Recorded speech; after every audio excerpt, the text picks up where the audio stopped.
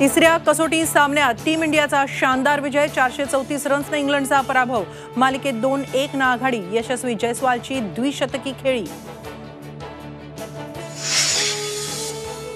केंद्र सरकारने कांदा निर्यातीवरील बंदी उठवली, मुख्यमंत्र्यांची माहिती, 3 लाख मेट्रिक टन कांद्याच्या निर्यातीला मंजुरी, कांदा उत्पादकांना मोठा दिलासा।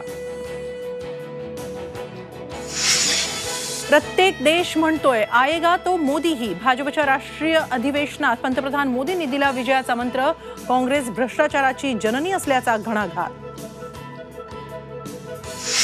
लातूरमध्ये विलासराव देशमुखांच्या पुतळ्याचं अनावरण, वडिलांच्या आठवणीत रितेश देशमुखांना अश्रू अनावर, विलासरावांच्या पत्नीही भावूक। रत्नागिरी सिंधुदुर्ग लोकसभा जागा शिवसेनाच लढवणार, उद्योगमंत्री उदय सामंतांनी पुन्हा ठणकावलं, तर भाजपकडून नारायण राणेंच्या उमेदवारीची चर्चा। आणि 21 तारखेला आंदोलनाची दिशा ठरवणार, अधिसूचनेच्या अंमलबजावणीसाठी जरांगे पाटील आक्रमक।